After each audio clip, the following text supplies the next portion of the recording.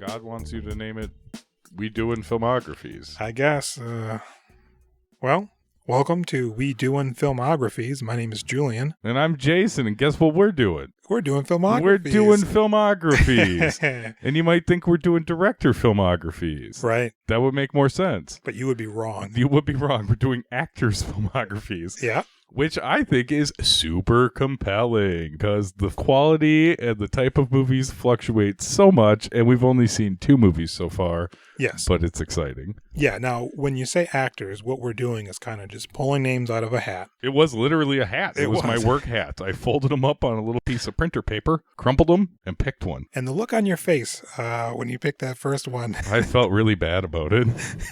I thought it was a bad choice. So once we have our actor, what we do is we hit up the old IMDb and take a look at the first 10 films in their filmography. Correct.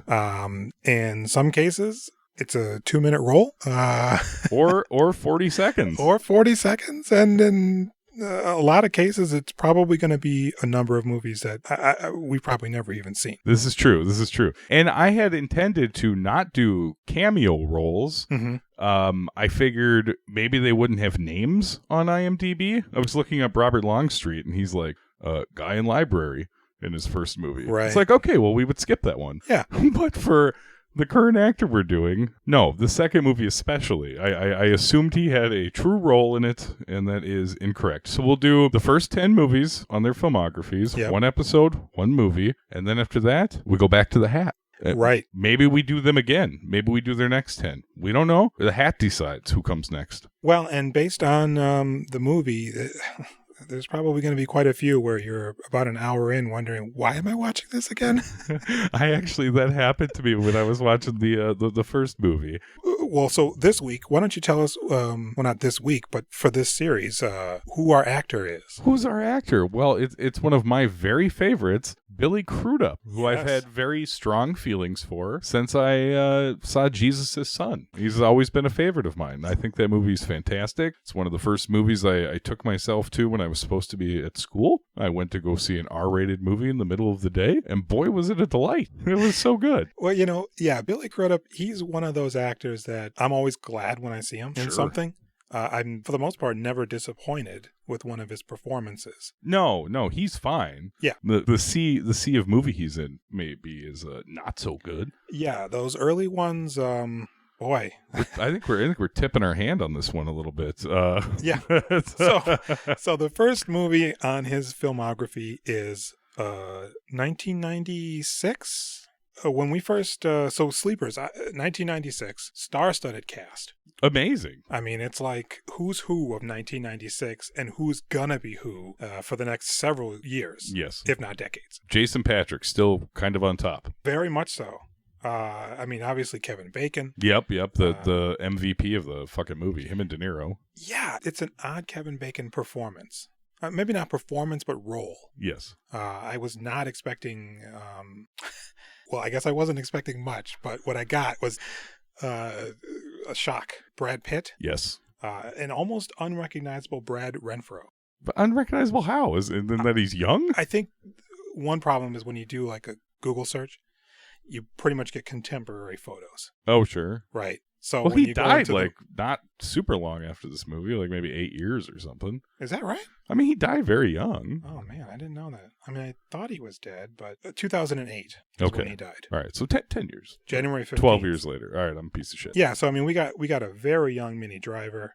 Ooh, yes. In some of her scenes, I found her almost unrecognizable. Really? Yeah, just a couple of profiles, shots, or whatnot. I think the frizzy hair was even frizzier than it normally is. She's great though. Dustin Hoffman, a late entry in the picture. Yes, very sleazy Dustin Hoffman. It was almost like a graduation of the Rain Man role. Oh, really? In some ways, this mercurial sort of, I don't know, bizarre character. But Ron Eldard. Yes, who I feel like I know him best from Men Behaving Badly, a terrible NBC sitcom with Rob Schneider. And then they replace him, I think, in a later season. Ron Eldard's no longer in it, and somebody else takes his place, and they make reference to Shep from ER. He had a dream that Shep from ER was his roommate. Oh, wow. Little meta joke.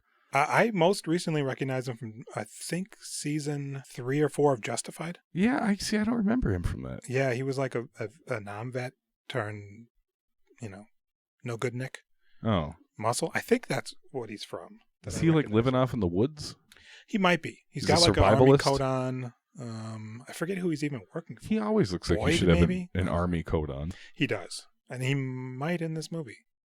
Or is that a leather jacket? I guess I don't know. But, of course, Billy Crudup. Robert De Niro. Yeah. A good Robert De Niro. This was like back when he was still delivering. Yes. It was interesting to see him not young, but young. Because he's been old man De Niro for so long.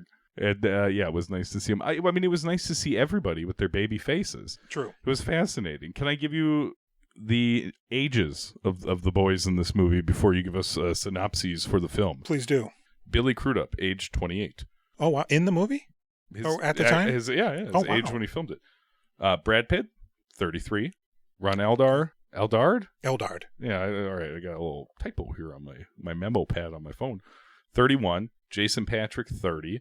Kevin Bacon already 38. De Niro 53. Wow. Looking great for 53. Yeah. Minnie Driver 26. Okay. Quite young. Yeah. A couple of those are a little bit older than I guess I thought, but quite young for a majority of them. Yes. Because I mean, this is like what, 10 years after Lost Boys? Oh, sure. Well, maybe not quite 10. Somewhere around there. I feel like Lost Boys might be like 89 or something like that. That could be. All right, hit me with the synopses for 87. Barry Levinson's. I was close. Pretty damn close. Barry Levinson's Sleeper. That's another thing. Barry Levinson. I'm not really that familiar with him, but this kind of shocked me. I mean, he was a name for quite a while. He had quite a few hits. I mean, he's got a weird 80s, 90s run of hits where they're not movies anybody really talks about except for Rain Man. Different time. Who the fuck talks about toys or Bugsies? Bugsies. I mean, Bugsy. Oh, Diner. Bugsy? Yeah. Diner from 82. Diner like, gets a lot that's of still heat. kind of a seminal movie, Yeah. right? So, when we first discovered that this would be the movie that we would be starting this podcast off with, I, of course, went to Google. And the quick synopsis for the film is 4 teenage friends from Hell's Kitchen end up being sent to reform school after almost killing a man. So far, quite apt. Sounds good. There they are brutalized by the guards. Again, right on the nose. John... Were they beating them? Well, they were... We'll get to it. John, Ron Eldard, and Tommy, Billy Crudup, grow up to be hitmen who recognize their abuser years later and kill him. Their trial is prosecuted by another member of their gang who is now the assistant DA. And it's a true story. Wink. Apparently, so when I heard like, oh, these guys are hitmen, the prosecutors are like a member of their old gang, I'm thinking there's like a gang. You know what I mean? Like there's some, I don't know, like pulpy mafioso kind of a thing going on with this movie. I mean, I guess they were hitmen. At that point, I mean, they murdered people. They did. We didn't get to see it really. No, and I don't know if they ever clarified if it was like in just the line of duty, or if it was like, go kill this man. No, yeah, I think they go off and kill people. I suppose for the boss, I whoever the suppose. boss is. Although, the boss is that guy. Well, maybe we'll get to it. But. Yeah, and I guess I don't remember his name off the top of my head, but so the movie starts and it's fucking Goodfellas-ish. Yes. Right? It's the 50s, I think. It's the 50s. It's Hell's Kitchen. It's some- hot. Everybody looks good. They're wearing those nice clothes. Yep, everybody's got their jeans cuffed. Playing stickball in the street, having a great time. With an especially foul-mouthed young girl in a wheelchair. Oh, yeah. He's like, some- she's pretty cute. And you're like, oh, is this going to go somewhere? No. Yeah. No. I kind of thought that, because so we see all these guys as young kids. Mhm. They're the 4 kids, You right? spend fucking an hour with them as young kids. So much Quite- time with them as young kids. A surprising amount. Yes. So much so that, again, you almost forget, where is this movie going? And the Minnie Driver character as a child, I thought she was the girl in the wheelchair. Oh, she got better. I was like, Her legs she lost her worked? legs at some point? Okay. Okay, and now she's very verbally abusive to that dude because I thought he left her, but that didn't turn out to be the case. She is walking quite ably in the movie. Yes. She does a lot of standing around. Yes, she does. So we're in the 50s. It's hot. It's the summer. Kids are being kids, and they come up with a scheme. Yeah, they got some moves. They got some moves for having fun. Although I mean, they're not necessarily great kids because the one kid ends up like working for the mob. Right. So he becomes he's a the numbers Henry Hill. runner. Yeah, he's like Henry Hill from And Goodfellas. that's, Let me work for you, old man. Jason Patric's character. I see. I really had a hard time keeping track of who's who as far as the kids go. I think that was a Jason Patric character because he's the narrator, I believe. Yeah, he is. He's the main focal point. He's Lorenzo Carcaterra, the author of the book, The True Story. Yeah, so he's running numbers, and some guys pull him aside, and they want the numbers, and then an old man comes out of nowhere with a gun, and apparently just murders those guys. Just murders these hooligans. I thought maybe those guys were like dirty cops. And taking the mob's money, but no, it's that guy is like 80 years old that shoots those two young toughs. Yes, he is. Yes, he is. And then of course he ropes in his friends. I need protection. And whatever. Like 3 other kids are gonna stop 2 grown men from robbing you. But okay. So then they come up with a scheme to get some hot dogs. What a fucking stupid scheme too. They're working for the mafia. They can't just buy some hot dogs. Yeah. Why don't they have money? It kind of seems like, what's the point of... Yeah, where's the money going? They aren't... none of them are driving around in expensive cars. It's not like sneaker times where people have $300 shoes. They got a free peep show, so it's like, where's the money going? So they decide we're going to steal some hot dogs. And at first, I mean, it is a relatively sound plan. The one kid goes in, orders a dog, and then he runs off with it. And the basic idea is the vendor is either going to cut his losses and let him get away with it, so he'll at least get a hot dog. Maybe he'll share it, Or they split it between the 4 of them. Maybe the one who steals it gets a little bit more hot dog. Yeah, okay. The scrawny kid just gets some of the mustard. Yeah. So, or how's there going to be mustard? They're stealing. Oh, I guess maybe he fully presses put the mustard on there. And then he snags it. And of course, the vendor gives chase because he is a prideful man who we later find out, is just trying to get money to bring his family from the Dominican Republic. I never thought that man was just trying to feed his family and all he went through every day to provide for them. Yeah, so he gives chase, and we get into this weird, like slow-mo. It's almost like they sped up the film and then slowed it down to normal speed, and it gives it this really bizarre, nauseating sort of effect. So you can really take it in. You can really feel the cart being propped up on the top of a set of stairs going down to the subway. Yeah, so the guy doesn't stop giving chase. Nope, he won't give up. Apparently the other kids who are still at the cart are aware of what's going on somehow. And they decide in order to screw this guy over, they're going to move his cart. And then it gets to the point where they team back up, and now all the kids are running with this cart, and the guy's still chasing them. And they think, well, hey, maybe we'll put it at the top of this subway entrance, let it go, and he'll have to grab it, and we can run away. Perfectly timed. They have to time it perfectly. It's got to be perfect. Right. Got to be perfect. And of course, because of the large propane tank, I believe, is what's fueling the cart. I mean, I would think that whole thing would be heavy. There's got to be water in there to make steam for the propane, too. Yes. The actual hot dogs themselves. Yeah, the water alone, the fact that it's probably a steel cart. The propane should be light because it's a gas. It's the water that should be a problem. Judging by the size of the tank, it probably would have been maybe 15 pounds. Okay. I've handled 33-pounders in my life. Oh, you got some propane experience. I got some propane experience. So, of course, they let the cart go. The guy isn't able to stop it. It barrels down the stairs, and although there's some ample time for the guy if he had some wherewithal. He's busy reading the paper. He was busy. As he walks upstairs. Yeah. And I would make fun of that more, but I fall almost all the time looking at my phone trying to walk through my yard. Sure. So, of course, it collides into this unsuspecting bystander. And by collide, you mean like it kind of like gets him a little bit and knocks him against a wall, whereas it should be a mushy, gruesome mess. Yes. Yeah. It makes contact with him in his chestal area, pushes him up against the wall. He does a slow motion fall down. And then, of course, everybody, oh my God. These boys are bad boys. The one lady, she even says, oh, what have you boys done? Yeah.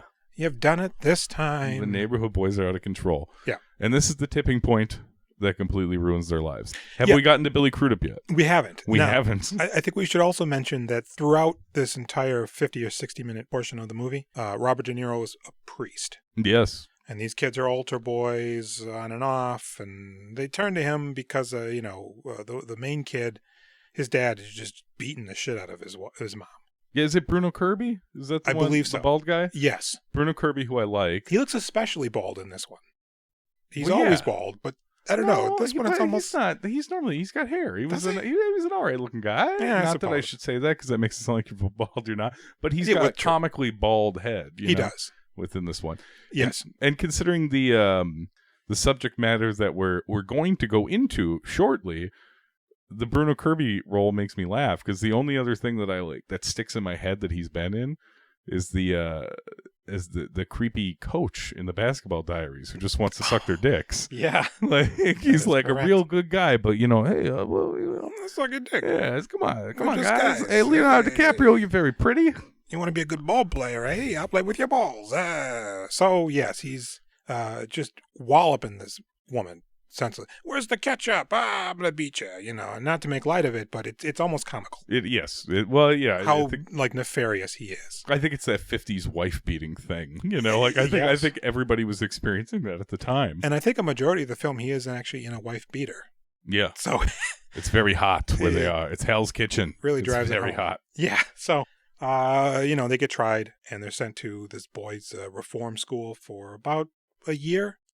I think one of them gets off. I think all of them are within like a year to just under 2 years, like a year and 8 months. I think is the longest sentence. But the one boy, because I think Jason Patrick's child character, he gets a little less time because he was, I don't know, not pushing the cart or something. They said. Yeah, which one of them even did the cart move? Who was the? I think it was Brad Pitt. What?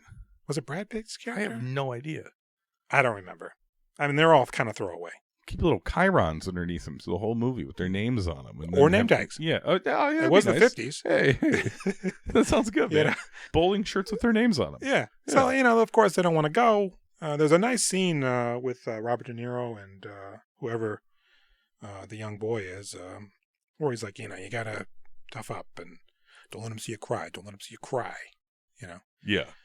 Oh my goodness. And the other thing is the shop owner with the best foreshadowing ever, where he's like, "You're soft boys. You don't want to be getting in all this trouble because you're soft boys." It turns out, are they going to be soft boys, Jules? Oh, they're going to be soft boys. They're going to be very soft boys. Probably the softest. Because what we soon discover, as soon as they get to the boys' reformatory. Mm-hmm. It's a little fuck palace for the guards. Now, I thought Kevin Bacon's introduction where he's making him strip.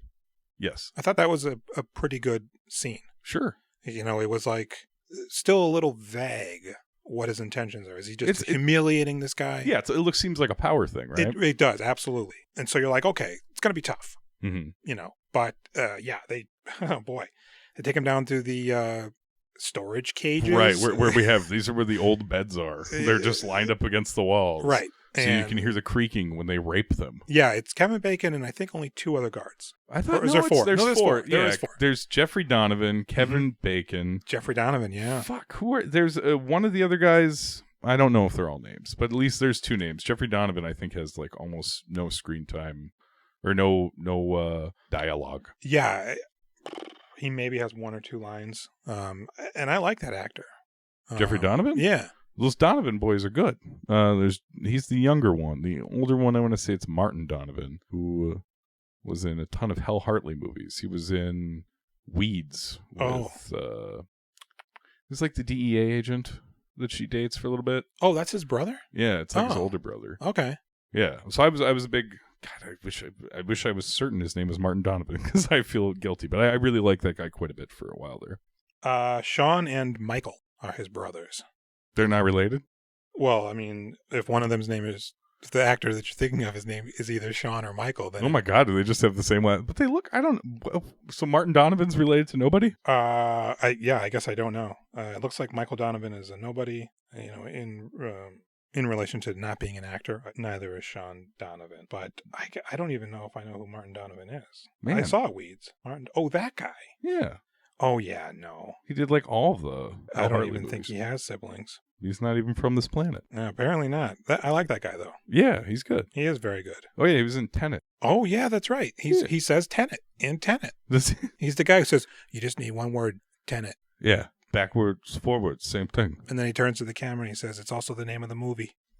That happens in the movie? It does. And I don't understand it. But, Christopher Nolan, he's a genius. What are you going to do? So, yes, they savagely beat and rape these children. Yeah, not just they don't just beat them, they don't just rape them, they beat them and rape them. Yeah, quite unmercifully. It's really, I mean, I guess no matter what, it's unmerciful. But I mean, just right. the I don't know. It seems like if you're gonna rape them, maybe you wouldn't beat them so much. Yeah, it would seem like that. Wouldn't you like have some sort of a weird like fake romantic relationship or something? I don't know. It's all about, I mean, I would say it's all about power, but it really at least seems like Kevin Bacon really wants to fuck those boys. Yes. The other people might just be, I don't know. I should not be making up ideas of what I think the child molesters are thinking. Well, it's very blunt, almost over the top, and quite egregious. And it happens so much. Right. And we're led to believe that it happens to, most everybody else there. Dash Mayhook is in there as well. He's the big tough.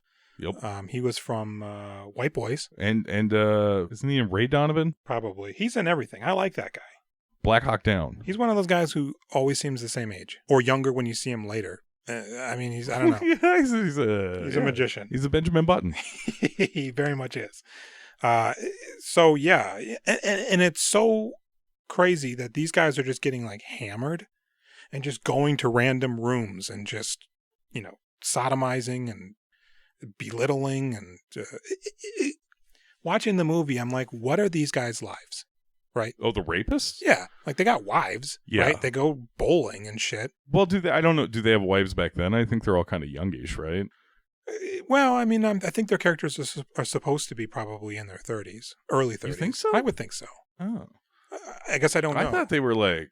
I guess I don't know what is required in order to be a child correction agent. I don't even know what the fuck they are. I was thinking they were all like fresh out of high school and college, but I mean, makes sense with Kevin Bacon being 38 when he played that character that he would be in his 30s. Although I guess they would probably need to be sort of young because they don't look that old when they're supposed to be older. Yeah, which I'm assuming is 10 years later? 15 years later? We should have written that down. Yeah, boy. Oh, guys, I'm sorry. We're really letting you down here.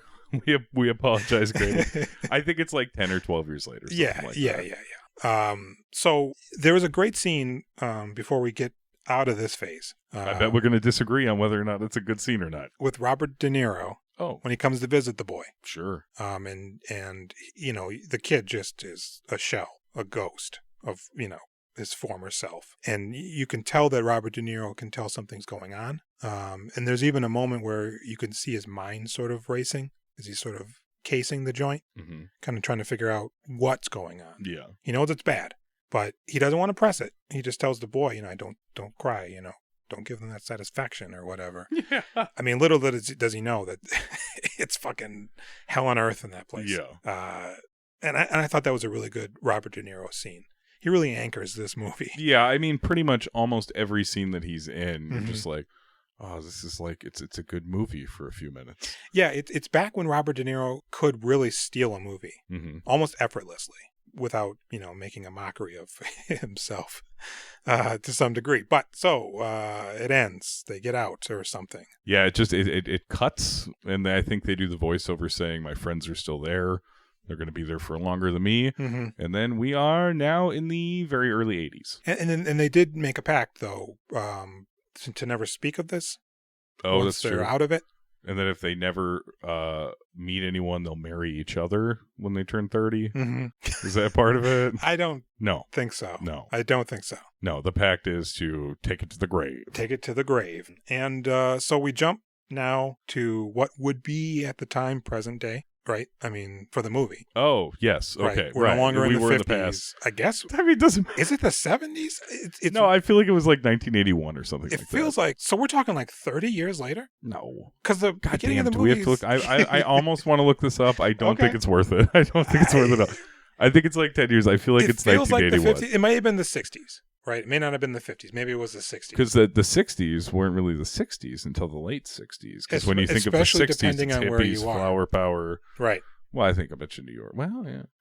Okay, so we're in 1981. Now, keep in mind. I'm just born. You're just born. I'm just born. I'm coming out a year later. You are. And keep in mind, everybody listening, that we have been watching this movie to see Billy Crudup. And if you're wondering, I think we've been talking now for I don't even know how long. We have yet to mention this actor. Nope.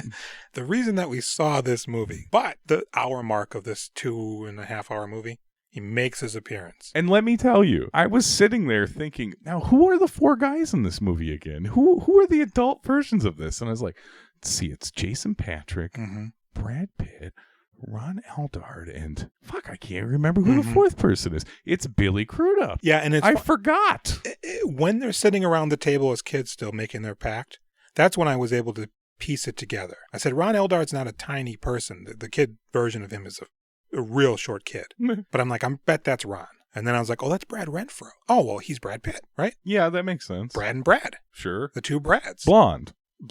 Yes. And then I'm like, well, this main guy, he must be Jason Patric, because there's no way he's Billy Crudup's the... Well, no, I mean, the lead character is also the voiceover of Jason Patrick. Yep. Right? They got to tie together. Yeah, and then, of course, Billy Crudup pulls up the rear. He's the weird-looking little kid? I guess so, yeah. The one, I thought, when I saw that weird-looking kid, I was like, is that guy that was on Sons of Anarchy for a couple seasons and then had a mental break and killed his landlady? Nope, that's a different guy. Oh. This guy, he's in plenty of stuff. I can't remember what his name is. You know, it's almost deceptive to put the adult actors on the poster for this movie. Yeah. Because it really takes a while to get to them. And then when we do, so we get Ron Eldard and we get Billy Crudup. 2 guys fresh from a hit, because they're professional hitmen. Yep. Going to the local bar to have a celebratory, we just hit a guy drink. Yep. And what happens while we're there? There's some fucking Republicans. Talking Republican talk. Because it's the 80s. Yep. You know? And we kindly tell the bartender to shut them up. Yep. I'm Offer dangerous. them a drink. You shut them up or we'll kill them. Well, he says give them a drink. Yeah. They can either drink it and shut the fuck up, or we're going to kill them because we're hitmen. And they're very cocaine-y. Quite. They're very cocaine-y eyes. Quite. Their energy. They look skeezy. Billy Crudup especially looks sleazy and creepy. Kind of skinny. Oily. Yeah. Greasy. He's not looking too good. He looks like a rat. He's a very good-looking man, not looking too good in this. No. He is not the father of the Flash in this movie. No. I'll tell you that much. So, the guys are like, yeah, we'll take the drink because we don't want to get fucked up. Yeah, they definitely have that vibe. Like, oh, okay, thank you for the alcohol. And then Ron says, I gotta go take a pee. And who does he see while he's going to pee? Great question. A very disheveled, seemingly quite down on his luck, Kevin Bacon. Borderline homeless Kevin Bacon. It seems that way. Like, it's hard to tell. Does he have a drug problem? I feel like he's haunted by his past sins, is what they're telling us. You know, and he's got like almost like a work coat on. Yeah. So I'm like, oh, does he still work at that place? Is he yeah, it's hard to say. Security guard at a museum, maybe? He definitely looks like shit. Yeah, he looks terrible. And Ron stops in his tracks and he says, hey, I'm going to go to the bathroom. What? Does he say that to him? Nah, he's like, what, can I help you? And he's like, nah, enjoy your... He's like, not right now. Meatloaf or whatever, right. Yeah, like he's like, I'll be seeing you soon. Goes back and gets our boy Bill. And they decide, let's have a little fun. I don't know if they want to have fun necessarily as pay him back for all the misery that they felt. I mean, there's joy on their faces. They do look happy. I don't know if plugging them full of lead. It's cathartic. The best scene in the movie, as far as I'm concerned. Now, I was expecting that they would follow him. Yeah. Right? Public execution, not where I thought this was going to go. Ambush him, even though they're in, a friendly bar. But there's so many people there. There's quite a few, at least 2. Yeah.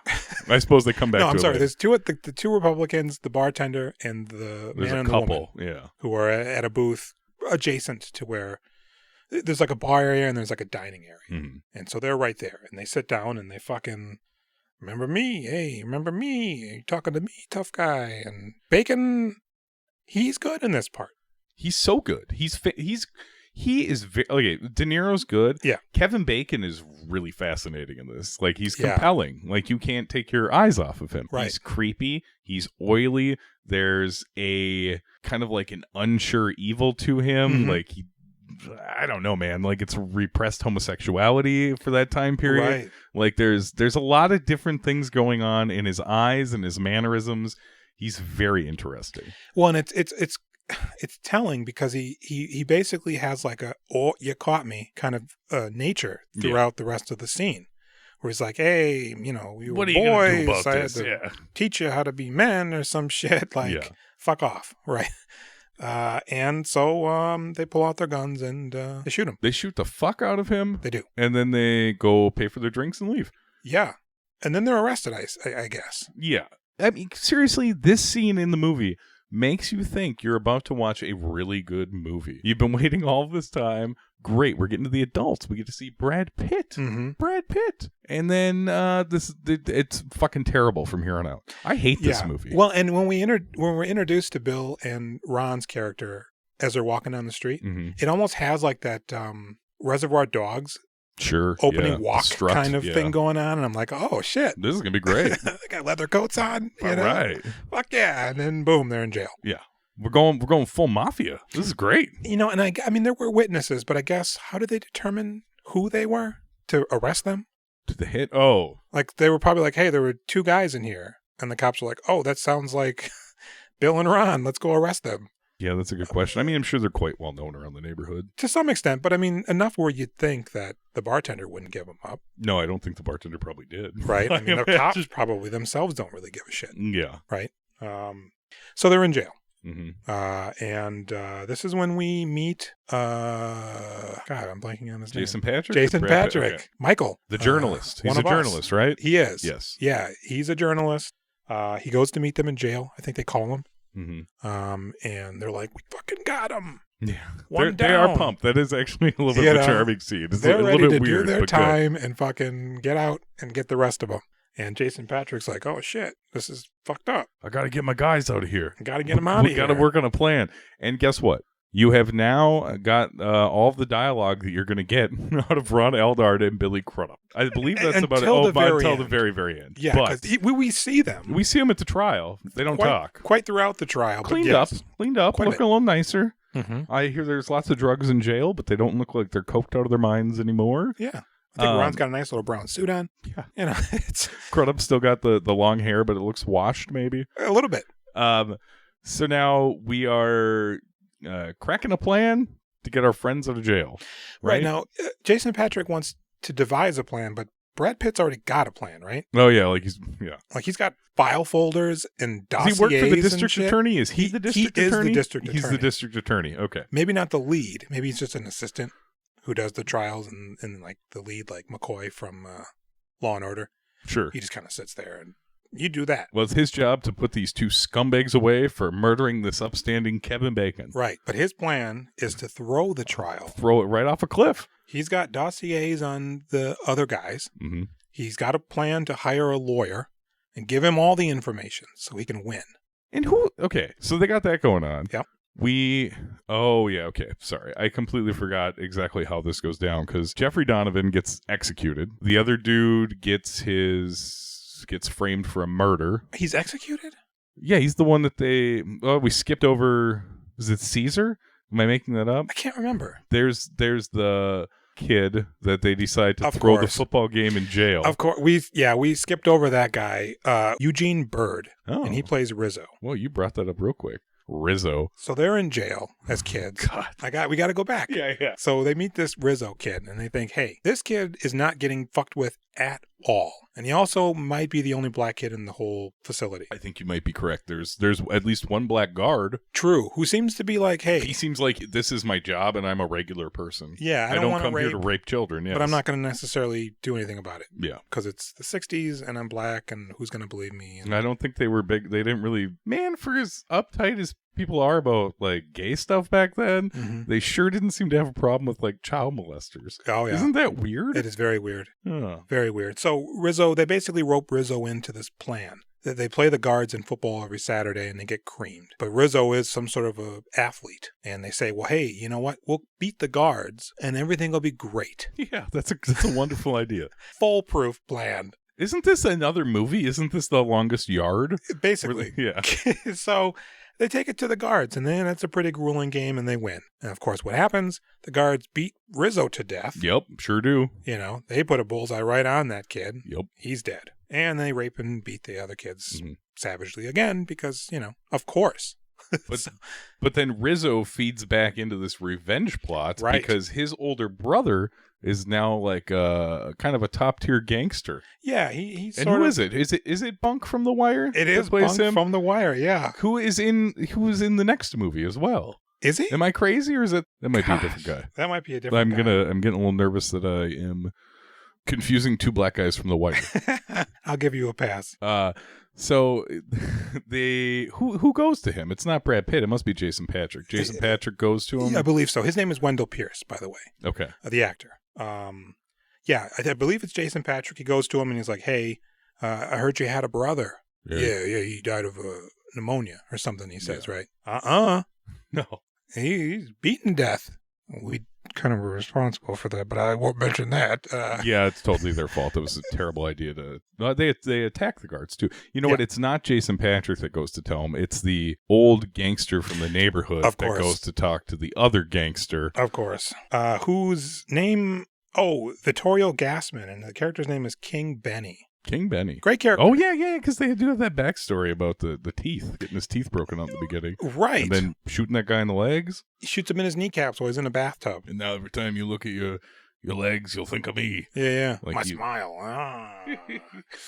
So, Donovan's done. They kill him. Donovan's out. The guy who we don't even know his name, who's another one of the rapey guards, he gets framed for murdering people. Yeah, Jason Patric approaches a cop. He's like, hey, there's a murder. Here's a gun that's got this guy's fingerprints on it.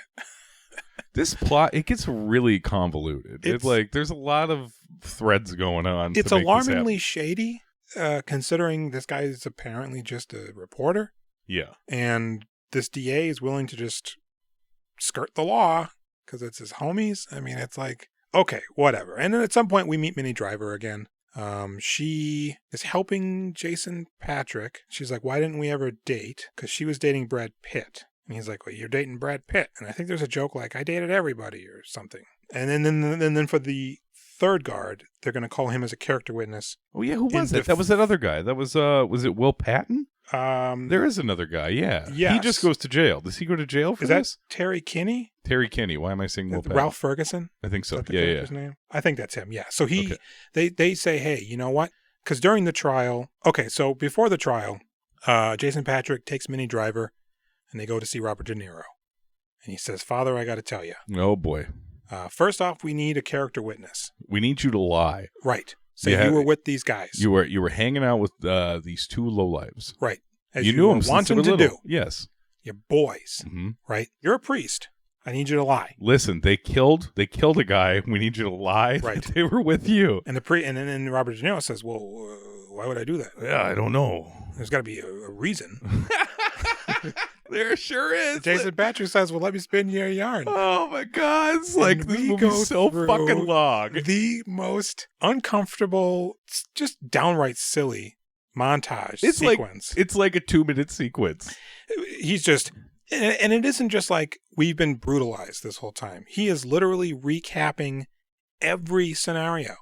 And then it was February the 13th, and they took us down there, and they were doing sock things, and like the dialogue's kind of interspliced, fading in and out with like dramatic music. Yeah, you can barely hear what they're saying, but stern faces. It's right, very and all of a serious. sudden, and then they raped me, and then the music comes back in, and there's out there, and then all of a sudden, and then they beat me, and we're just locked on a shot of Robert De Niro's face reacting to this. I hate this movie so much.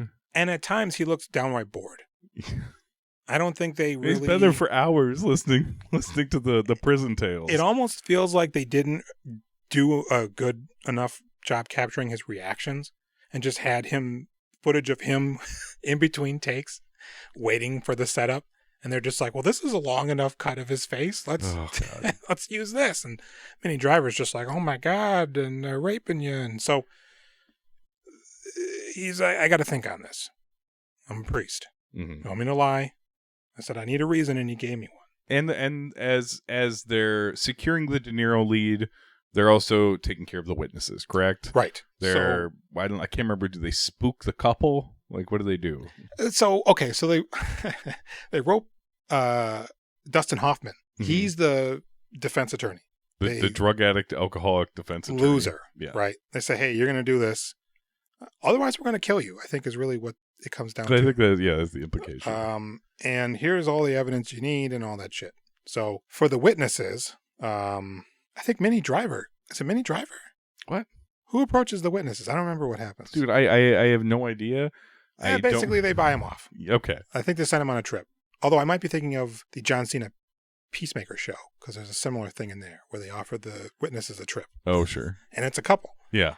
Anyways. Much better. So they're out of the picture. They don't know what the fuck's going on. Yes. Or she's been drinking.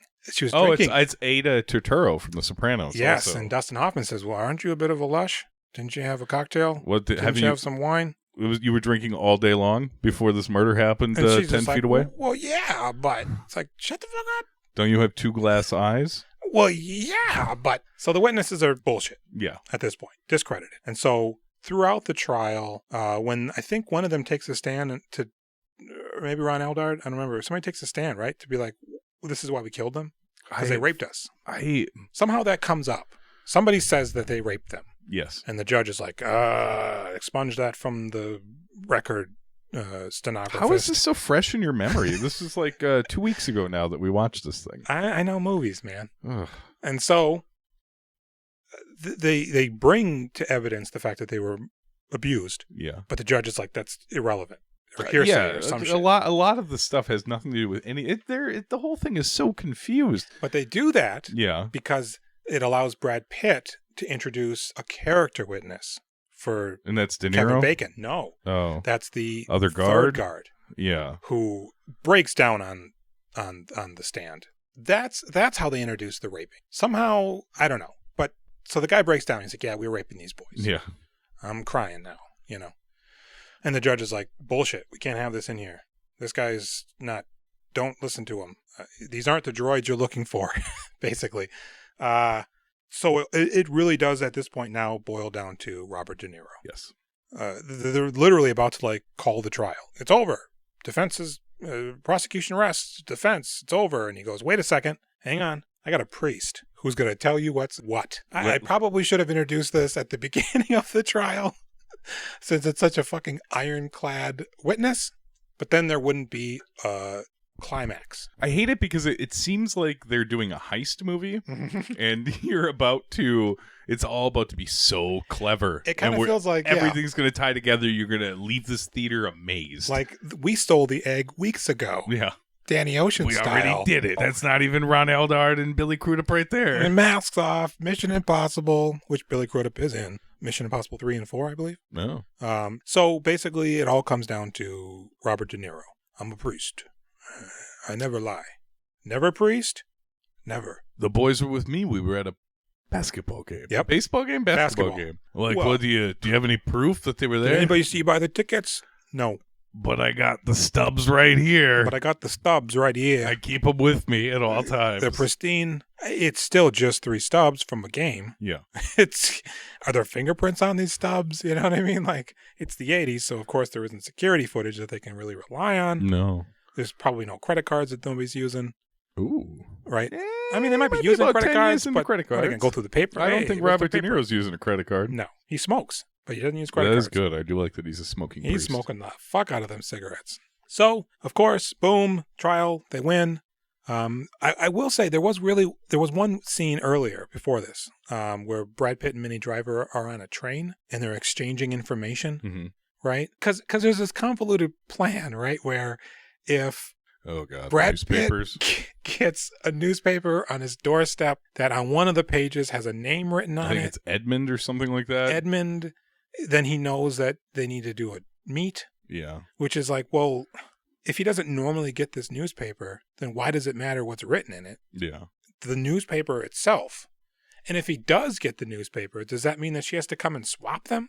Yeah. A woman just walks up to your door and takes your paper and leaves one. She's the paper boy for the neighborhood. I suppose. That's her career. So they're on the train and she's like, why didn't you ever tell me you were raped? Why didn't you tell me? And he's like, I didn't tell you. Are you sure? I thought we talked about it all the time. And this is one of the creepiest scenes in the movie. Yeah. Brad Pitt's sitting on like one of those side seats that face across the train. And she's in one of the regular seats that faces the front or the back of the train, whatever it is. So they're not looking at each other. The back-to-back sneaky meetup. She's facing effectively forward on the train. He's facing a cross. If anybody's looking, it's just two people on a train. Just two people on a train. Maybe they're talking to themselves. And he's doing this weird thing where he's like not touching her hair, but he's like fingering the air around her hair. Pretty for like gross. I'm making a grossed out face. For like a million fucking seconds. Yeah. And then she finally turns to face him and he pulls a Batman. He's fucking gone. What is going on here? This guy's a fucking assistant district attorney and he's pulling Christian Bale moves on us. Nobody would care. Nobody's watching him. Apparently not. Nobody would think he would forsake his entire profession. Right. He's just riding the train. So the trial's over. They win. They get to meet up in a bar. Yeah. For one last time. They all get to be together. One night. Not even the bar. The back room of a bar. Right. And this feels like a scene from a different movie. Another bad movie? Another scene from another bad movie? It's like we just got off for committing murder. Yeah. Let's celebrate. Let's have some drinks. We've all been horribly abused. Yep. Except for Minnie Driver. Yeah. And what are they? Who knows? Who knows what she's been through? She walks in and she's like, what is this, a gay bar? Is there a couple guys hugging because they're in a good mood? It's a gay bar? It's pretty queer in here. And then they fucking, razz each other, have a drink, and then the credits roll and they're like, based on a true story. Well, no, it was never corroborated. Yeah, which is total bullshit. This fucking movie did not happen. It's based on a book. This is great. I've read the book. This book was a big book. Was it like an expose or was it like a biography? No. I mean, it's obviously a fiction book. Okay. It was sold. I mean, it says based on a true story in front of it, but it was at all the grocery stores, man. I think I was like 12 and I bought the paperback at the grocery store. But is the author? Is he saying I'm one of these boys? Yeah, that's the main character's name. Jason is Lorenzo Carcaterra in the movie. Okay, and that is the author of the book. I never heard of this book. It's supposed to be him. Oh my god, it was a big deal for a very short period of time. Based on a true story. I'm like, what? And they're like, nope. He says it's based on a true story. There is no evidence that any of this happened at a reformatory school. Right. There is no evidence that this court trial ever took place. And then he says, well, I changed some details. Oh. It's true, but I changed some of the names. Oh, okay. That guy's name wasn't Carl. It was Chris. I bet somebody could probably figure out whether this is true or not. They did. You're a liar. He's a fucking liar. Yes. He's got a handful of other books too. He's got sensationalist. Yeah. Well, I mean, I'm sure he wrote it and was like, it's pretty good, right? Mm-hmm. Maybe it'll sell more if I say this. And it did. It came out, and I think it was optioned very quickly to be made into a movie. Yeah. I think before it even probably came out, considering how quickly the movie got fast-tracked. And I mean, literally, like, this is like a star-studded cast. Yeah. So, I mean, it was probably a big deal. Probably somebody won an award, maybe? The movie? Yeah. I mean, one of the actors, maybe? I don't know. Brad Pitt, it's a bad Brad Pitt performance. Maybe not performance. Maybe he's doing the best he can. Do. Like, yes. He looks good. It's mid-90s, 12 Monkeys, Brad Pitt. A year before Fight Club? Was Fight Club? When was that? 97? I think Fight Club's 99. 99? Right? Yeah, same year as The Matrix. Was that 97? Boy, we are. I feel like a lot of stuff happened. Probably 99 is like one of the better movies. 99 is one of the better years for movies. It is. But it's 7 kind of 12 Monkeys looking Brad Pitt in his early 30s. He's still a hunk. He's nice. He's really nice looking. It's nice to see young Brad Pitt. He's trying to shark it. Yeah. So I'm an actor, not a hunk. I was staring at him quite a bit going like, is he that hot? Like I think he's good looking. Yeah. There's something I'm missing that makes everybody else pop with this guy, but I like him. I want to be friends with this guy. I think it was the hair. It was kind of spiked, kind of gelled. Yeah. Should have just been that natural, slightly grown up buzz cut. It should have been an underwhelming kind of just comb job. I'm a fucking assistant district attorney. I'm not Batman, So Billy Crudup, great performance?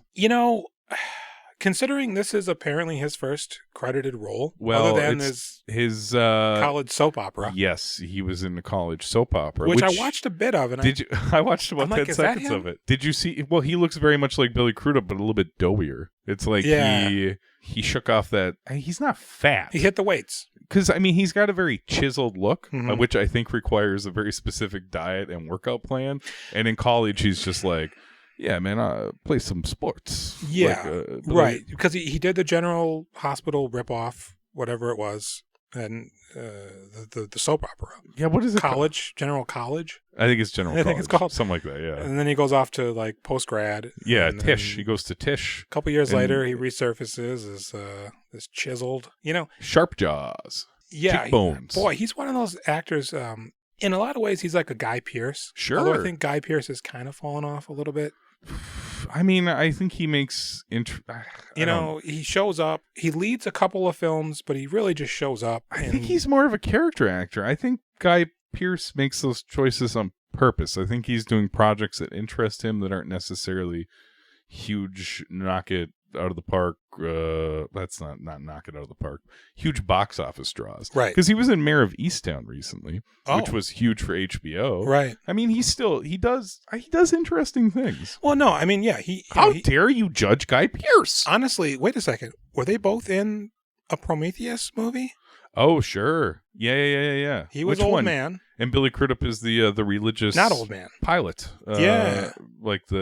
He becomes the captain of the ship. Is he dating that Nume? I don't think he's dating anybody in that movie. None in that movie? She's got a husband that maybe died. I can't remember which... Alien... There's Covenant and there's Covenant. Prometheus. Yeah. Covenant's the second one, right? Yeah. Oh, then it's... Yes. Then it's probably... Covenant's the one with him in it.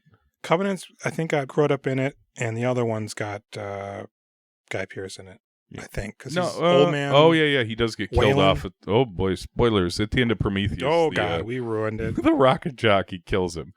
Well, no. They are both in Covenant. Although Guy Pearce may have just been flashbacks. Yeah. Because he was supposed to be young in that movie, which is why they put him in the old man makeup. Yeah, and then otherwise they would cut have those got an scenes. old man. Yeah. So there is no point to it. Sat in a chair for 3 hours, but we'll get to that when we get to Guy Pearce. We sure will at some point. Yeah, I don't know. Like, I think Crudup was really good in the murder scene. I think he's great. Yeah. Him and Ron Eldard are probably the best part of this whole movie. I would agree, man. I think Jason Patrick really doesn't have a whole lot going on. Brad Pitt's not that good. No. De Niro's fantastic. Bacon's very, very, very good. Mm-hmm. Driver's good. Like, I like her. Yeah. She's snappy. She's real. This is one of the things I really enjoy about watching the 90s movies is seeing how young and youthful people are, and people like Minnie Driver, who I was not into at the time. Mm-hmm. Now as an adult looking back, I'm like, fuck, Minnie Driver's very good looking. Yeah. I totally get why she's popular. And I think I just didn't like her because of the pickle scene from Good Will Hunting, where they kiss the pickle. Oh, sure. I think that grossed me out. I have the hots for her in Grosse Pointe Blank. Big time. Oh, really? See, I didn't. I think it was because of the pickle. Could be. In Grosse Pointe Blank? Oh, because of the pickle before that. Because of Good Will Hunting, yeah. Well, she's one of those actors or actress that it's like woefully underused. Sure. Specifically in Sleepers, but in a lot of things. She's kind of just, I mean, that maybe just a endemic of the time where the woman is just, to be fawned over or a really written character, just kind of there. Yeah, they're gonna she's gonna whip Matt Damon into shape. Yeah, she's gonna be a saving beacon for Grosse Pointe Blank guy, whatever his name is. Martin Blank. This guy belongs on a podcast about movies. So we're running at about an hour here. I think we've gone over this movie quite extensensively. Yes. We've probably discussed and thought about this movie more than anybody probably ever has. This is the second time we recorded this. I tried to get this off the ground as a podcast we could do over the phone. Yeah, remote. It was very bad. Yeah. I mean, we were using a phone. We probably could have used something else, but your signal was dropping out. We were talking over each other a lot. Oh, true. It was rough. Yeah, and I think sitting by myself in the kitchen, trying not to make too much noise and talk on the phone not really good. This is good. I'm looking at Jules right now with my eyes. Yeah, and we never really talked on the phone all that much at length. No, that's true. So we don't have a phone cadence. We don't have the phone rapport. Oh, I did want to touch on this a little bit. Yeah. Kid prison movies. I mentioned this the last time. When I was a kid, probably before I became like a teenager, I thought movies where kids went to kid prison were fucking awesome. And I think it's just because of the movie Boys with Sean Penn and that other guy who I can't remember. And they're fighting for their lives against the other boys in the prison. Boys? And then it's Bad Boys? It is. It's the original Bad Boys. That's what it is. It's not Boys. It's Bad Boys. Bad Boys. And of course, the most memorable scene in that being when he's going and getting all the cans of pop from the machine. He's got a sweet tooth. And loading them up in his pillowcase. He's going to bed. And then beats the fuck out of Clancy Brown, I believe. He's got a problem. Oh, Clancy Brown from Carnivale. Clancy Brown, I like him. Yeah. I like him. So, man, I sure did used to like boy prison movies. Yeah. I do not like them anymore. I mean, how many other ones are there? I don't know. I think there's quite a few. I think there's a lot of reformatory movies. Okay. Scum? Don't know it. I haven't seen it. But I'm Would just you consider trying to think American about it. History X a boy prison? I mean, he's in a man prison. But Yeah, he's I kind wouldn't of a boy. consider that I don't know. Oh, and then Edward Furlong in that other prison movie. I like prison movies. Yeah. Animal Factory. Animal Factory. Yeah, I used to like prison movies also. Yeah, they're good. Well, so what's not good? Sleepers. I didn't care for it. I think Barry Levinson sucks. I found the 50s stuff extremely empty. He's done the 50s thing a ton. Mm-hmm. That's the bulk of a good handful of his movies. I think there's a trilogy within there that includes Liberty Heights. I think he's got a whole trilogy of these 50s movies from different angles. I think they're dull. Yeah. I think they look okay. I could see how these things were popular when they came out, but fuck, this movie is long. Is this movie 2.5 hours long? I would venture to guess. Because they're kids for at least an hour. Yeah, and again, if it is, let me see here. It's 2 hours and 27 minutes. That's so fucking long. So that gives us like an hour and 15 minutes with the adults, and I feel like they're the least. You look forward to them being adults for the whole movie. Yeah, and it is worse than the kids stuff. I mean, some of that is probably because they're playing broken characters. Yeah. So, they're very internal, subdued, which just does no favors for this movie. I wouldn't want to watch this movie again. Oh my God, no. I would be so sad if I didn't watch this movie. Why don't we do another podcast where we rewatch Sleepers every week for a year? Oh, God. That's what those guys did for Grown Ups and Grown Ups 2 and then Sex and the City 2. Oh, my God. The worst idea ever, I think, is what that podcast is called. Yeah. I don't even like rewatching movies a second time. This was fine, even though this movie sucked. I was okay with it because I haven't seen it since it came out on video. I don't think I ever saw it. Oh, I thought it was. I'm pretty sure I thought it was great when it came out on video. I think I was kind of confusing the poster, at least, and the title with Flatliners, maybe. Sure. I don't know. It's just got like that weird. Man, Flatliners is a stinker. It is. I remembered Flatliners really warmly. And was excited to rewatch it. Mm-hmm. And I saw about 5-10 minutes of it. Didn't they remake it? They remade it, and nobody likes that one either. I don't even know. It's supposed to be awful. I imagine. God, Flatliners stuck with me, man. That their hauntings were so good when I was little. Mm-hmm. And star-studded cast. Oh, a beautiful Kiefer Sutherland. Julia Roberts. Yeah. Is Lou Diamond Phillips in that, or am I thinking of Young Guns? Boy. Probably Young Guns. Okay. He might be in there. Yeah, boy. It's a good cast, though. Well, it is. It's another one of those 90s Who's Who. Yeah. And this one actually is from 1990. Without getting too far into it, Kevin Bacon is in there. KB? William Baldwin. Oh. Oliver Platt. Wait, is William Baldwin the thick one or the pretty one? Billy. He's Billy's the thin one from Sliver, right? Because there's the thick ass one. That one is Daniel. Daniel Baldwin. Yeah, Billy's sort of gaunt. He kind of looks like the poor man's Alec. Daniel Baldwin made a move on one of the cast members of Road Rules. I believe it was Road Rules when they were like filming a sequence where they met Daniel Baldwin. And he was flirting with like one of the pretty girls of the cast, and it's like, oh, look at this fucking sleazy sneak. Was it William Baldwin in that Rough and Winding show you guys watched? Oh, yeah. Whatever. Yeah, he was great in that. Yeah, he is great. Ooh, I like that movie a lot, that TV show a lot. You do. I couldn't get into it. That's okay. Probably because I knew there was possibly rape coming, and I don't sign up for that anymore. Man, I think it's just that rape them, boys. I mean, I didn't have any choice. That's the sequence. Oh man, that's not at all like the horrible rape on this. Okay, so we sat through 2.5 hours for less than 2 minutes of Crudup screen time. Yeah, 5 to 10 lines. I mean, probably more than that, but it's really minuscule. He did good. He's great. Ron Eldart, fantastic. If I would have seen a clip of that before watching this movie, I'd have been like real pumped. Yeah. And Oh, God. Real disappointed. All right, guys. Thank you for tuning into our podcast. Yeah, we be doing filmographies. Is it we doing filmographies We doing or them? we be doing film? I feel like we be doing filmographies is funnier, Yeah. but we doing filmographies is concise and still gets the point across. Yeah. We'll figure it out. Tune in next week for Everybody Says I Love You. Yeah, another... A Woody Allen joint. Well, yeah, all right. I've been Jules. I'm Jason. Goodbye. Good night.